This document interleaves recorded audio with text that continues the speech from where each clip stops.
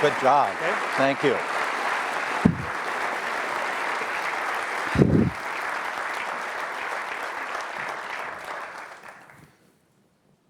I'm not sure I'm going to survive that nice introduction. That was as nice as it could be, and I'm very glad to be here.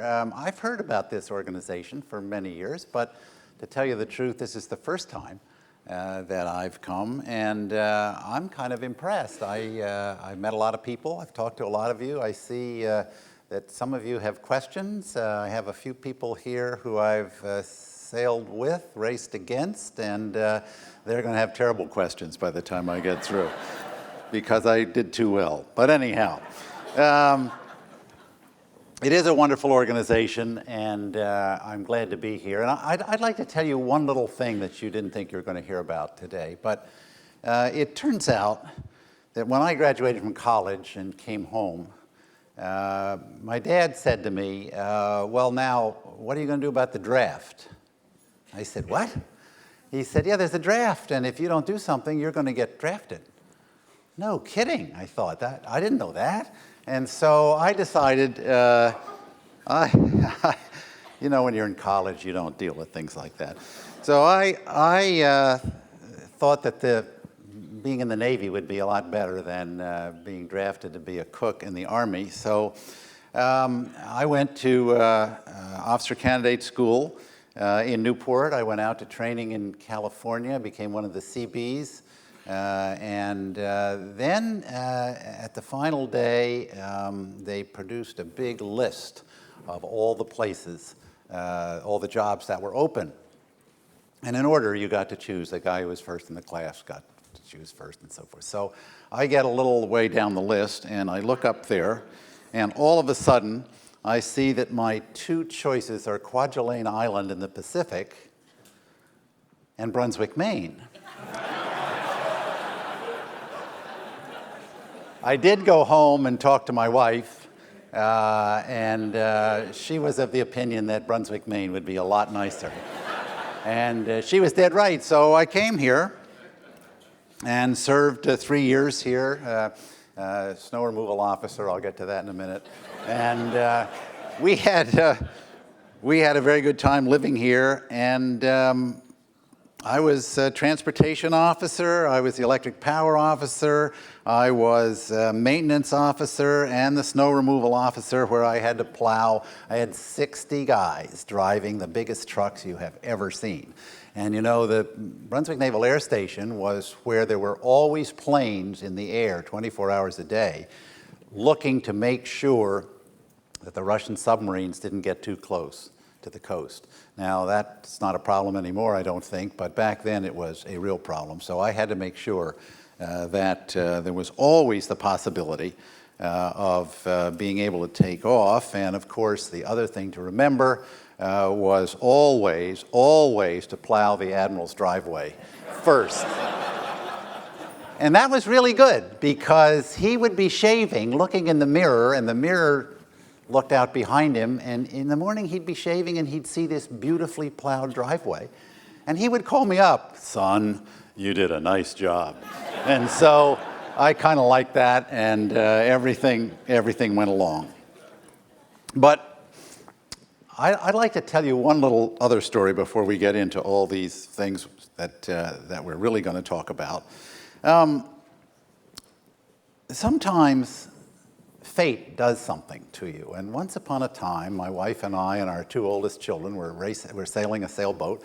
We were cruising from Massachusetts up to the coast of Maine and back again. And we went into a harbor called Long Cove over there on the other island. And we went to bed, and we woke up in the morning, and you could hear drip, drip, drip. Well, of course, the engine, fresh water, was leaking. So I went into the cruise book, and I saw there was a close island called North Haven, that there was a place called J.O. Brown. So we went in there. They came in, and it took them 2 minutes. They took a big piece of wood and a hammer, and they whacked it into that open hole and said, this will be good for the rest of the season. Don't you worry about it. So we're still dealing with J.O. Browns on many subjects, and they do very, very good work. So we anchored, and I got into the rowboat to get rid of the trash. I took it into the casino dock in North Haven, and I'm tying up to the dock, and I look there, and there's two guys standing there that I know. And I'm thinking, I knew these guys in Boston when I was at law school. How could I, how? And they looked at me and said, "What are you doing here?" Well, they have houses, very nice houses, and they had us for drinks that night, and we agreed to come next summer and spend a little time. So there we were, 41 years later. I have a North Haven house now and another smaller one. I have a Herreshoff 12 named, you can guess, girlfriend.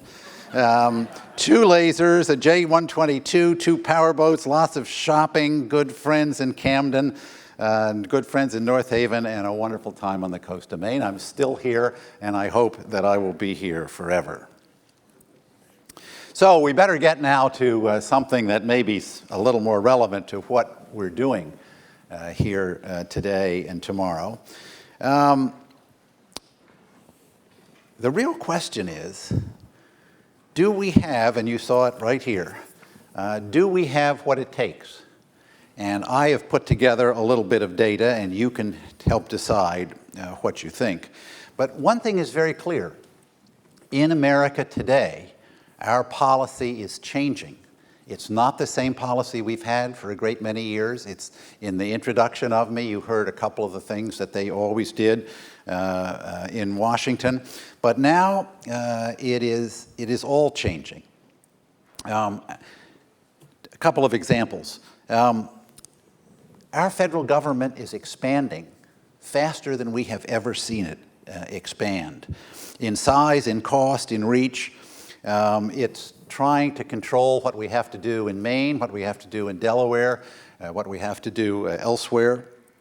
The cities, the schools, the businesses, and the government is getting a bigger influence on everything going on in America. Some of that influence is very good.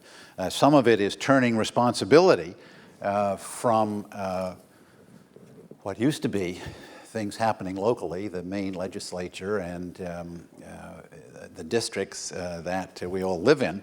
But the fact is that the government is indeed getting bigger, and I would say that we are really Europeanizing. We are becoming very much like Europe, and we're following the same courses. And 3 examples that you can see, first of all, on the state level, which is important to people from Maine and Delaware and elsewhere. California has the biggest deficits it's ever had. It has higher taxes on their way. It has a huge government regulation program underway, so that's a little different. Ohio, last November, as you know, defeated Governor Kasich's public union power reduction, and that vote was 61 against, 39 for. That's very unusual, so it's been repealed, and that's going to be brought up again. Over in Wisconsin, the union powers made the unions very angry, and so they have made some progress, and they've recalled the governor, and the governor's going to have to stand for re-election in Wisconsin. I don't know how many governors have ever had to be re-elected in America, so that's a little unusual too. But looking at what's going on in Washington, you see some things that we really ought to understand as to where we're going, because we ought to try to advise our congressmen, our senators, our governors, what to say, what to do. So there are a few things that you can see. First, government spending is the obvious example, and I have a few numbers for you here. The first President Bush, the spending increase was 6.7% a year. That's pretty high. Bill Clinton's was 3.3 because there was a Republican House for much of the time, and they didn't let the number go up quite as much. The second President Bush was at 6.6, and his total debt, his total spending increase was somewhere between 2.7 and $3 trillion per year. And now President Obama's $3.6 trillion debt was in his first year in office. It was 1945, the last year of the war, when we had that high a debt in America. And I just want you to know that in that year, at the end of the war, I was 10. That seems to me a while ago. And to have that, the highest one and the newest one, when I'm too old to even mention the number, tells me that we are moving in a direction that will be a problem. The federal debt held by the public, in terms of 08, it was 40.5%, and then it was 54.1, then it was 62.8, then it was 67.7 in 2011. So the whole government is getting bigger. The second thing that's changing, and all of us better worry about this a little, is the taxes are going to go way up. In 2009, the top 1% of Americans paid a higher share of income taxes than the bottom 90%. The top 1% paid 36.7%, the bottom 90% paid 29.5% of taxes. So the taxes are moving up the scale. Next January, the tax cuts expire, so the taxes are going to go up, to borrow a phrase you've heard before, to millionaires and billionaires, including small business. And in small business, if you're only $200,000 in income, your taxes may go up because of some of the big advantages you have. Christina Romer, the former chair of President Obama's council, concluded by raising taxes by 1% of the GDP to reduce deficits would lead to a 2.5% or 3% reduction in GDP. In other words, you start to raise taxes, and the economy doesn't work nearly as well. When I became governor of Delaware, the two predecessors, one Republican, one Democrat, so it's very bipartisan, the two predecessors raised taxes enormously. They raised spending, they raised taxes, and the top taxes in Delaware got to 19.8%. That's a pretty high tax bracket. It was the highest tax bracket in the country, and we'll get back to that in a minute. The president's spending proposals, when you look at what he's put forward, over $1.5 trillion of tax increases over 10 years, reducing reductions for charitable giving, and that's one we all ought to pay attention to, because if you like to give to the local charities here, you're not going to get the deduction that we all used to get. $40 billion higher taxes on the oil industry, and we'll get back to that. $3 billion on jet plane owners, and $18 billion on hedge fund managers. Delaware once did, as I was just mentioning, that same kind of thinking under the two governors, and it was perfectly done. One was a Republican, one was a Democrat. Neither one of them got reelected because the entire economy was going to pieces. So we had, as I said, the highest tax rate in America, the second highest unemployment rate, and the lowest credit rating of all 50 states. So with that situation, when you put your hand up to get sworn in as governor and put your other hand on the Bible, you got a real problem. And we had a real problem, and changing everything for years took a long time, but we finally got the top taxes down to 5.95% instead of 19.8%. We kept spending basically the same, raising it a little bit each year, but always less than 1%, and that began to correct things. So coming back to the federal government, the government control of health care is the third thing we've all seen. You probably noticed that already. I'm not sure why the government wanted to take over health care. That's something you and I ought to be responsible for with ourselves and our own families. And that's probably never going to change back again because it takes effect next January 1st. And you should know, tucked away in there, that starting next summer, it says next summer here, but maybe it's next January. I think that's more accurate. Taxpayers making more than $200,000 will pay an additional 3.8% on investment and interest income. So the taxes are all going to go up.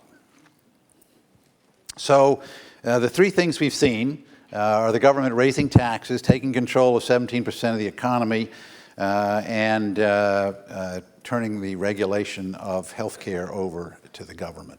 There's a lot of other things that have happened. Oil production is now limited by the federal government. Domestic drilling was 3.5 billion barrels in 1970. By 2010, it was down to 2 billion. Drilling for oil and natural gas on 83% of the federally owned lands in America was immediately prohibited. More important, foreign oil was the answer, since the United States oil production used to be 88% of our consumption. Now it's down to 37, so we're getting all the extra oil we need from abroad. The Keystone Pipeline you saw about, it's not going to be allowed to have construction in the western part of the United States. That was banned by the administration as well. Expanded federal regulation is going on and on.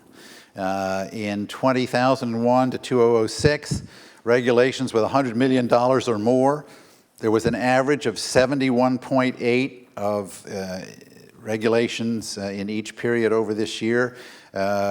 2007 to 2008, it was slightly higher under President Obama. It's gone up not to 71.8 per year, but to 90, and then to 118, and then to 125. So the government is expanding its regulation of things that are going on in the country. So the American people are not terribly happy with some of this. You look at what they think, and the public's dependence on the federal government has shot up 23% in the last couple of years. 23% more people need the government to do something, provide money, get a job, whatever. So that's going to, and that is making people think. 56% of the people are very dissatisfied with how we're doing, 11% are satisfied, and 1% is very satisfied. And I think maybe some of you are here, I have no idea. But you know, America is absolutely changing. Peggy Noonan, you probably read sometimes in the Wall Street Journal. She pointed out the other day, I'm not sure this makes any difference, but I thought it was kind of interesting. The number of people who watched the President's State of the Union address was 52 million the first year, 48 million the second year, 43 million the third year, and the last year was 38 million. So it's gone from 52 to 38, and maybe that's because some of the people have listened to this, figure they've heard the things before, that the policies are just the same. So that's kind of an idea that maybe something is going to happen. But now we come to the most important thing, and that is a piece that was put out by the Heritage Foundation, the 2012 Index of Dependency on Government. And it's just absolutely full of things, and that's something that maybe this organization ought to put together and get to you all. In the late 1960s, and I've just got a bunch of data for you here. In the late 1960s, 12% of the U.S. population paid no income taxes. By 2000, it was 34%, and in 2009, it reached 49%. So the number of people paying taxes has gone, not paying taxes, has gone from 12% to 49%. In other words, the tax burden is expanding. In the late 1960s, housing assistance was about $2 billion in 2005 dollars, and now it's up to $43 billion in the Bush administration, and in the current administration, it reached $59 billion in 2010. So the housing assistance is getting bigger. Medicare and Medicaid are getting bigger. The women's birth rate, this is an awful figure. The unwed women's birth rate in 1960 was 5.3%. In 2009, it was 41%. So there's an enormous number of kids without full parents, and that's expanding with time.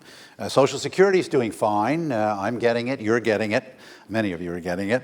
And the answer is that in about 2015, finally the amount available to pay it is going to go down, and we're going to have to add to the taxes or reduce the benefits. The cost of college tuition has increased by 439% since 1982. That's more than 4 times the rate of inflation. So again, you see the economy changing. 1 in 5 of Americans, not including government employees, depend on government. And when you look at what's happened to all the things government is doing, they're all going up. College education is going up. Housing costs are going up. Agriculture costs are going up. Many million of Americans are suddenly having to find some more money to pay things. Well, coming to the end now, 2 things. First of all, we all know what ought to be going on. The budget ought to be controlled and the economy ought to be grown. We ought to pass a good tax reform, and the Bowles-Simpson one was very good, and we could do that.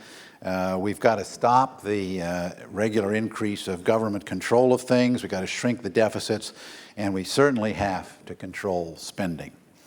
So, in conclusion, as you know, because I spoke of it earlier, I did serve 2 terms as governor.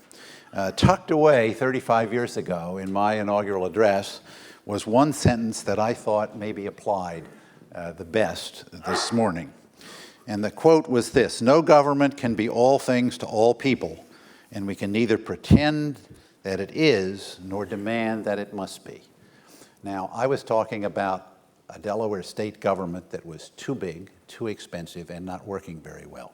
But the point is that you really have to get things under control to make sure your economy is going to be good. So the serious question for the day is, are Americans near a tipping point in the nature of their government and the principles that have got us into our life? I think it is moving in that direction, but the conclusion of the 40-page Heritage Dependence on Government report is whether in the end, and this is their quote, "Americans are ready for the new class warfare, the battle lines of which are drawn in these dividing times." I think we're going to have very difficult times in the next few years, and somehow Americans have got to start thinking about these things so that we can start thinking about the things we ought to do, so that we can start changing the things that have been done, and so we can get the American economy back on track again. And that's the most important thing there is to do. Thank you very much.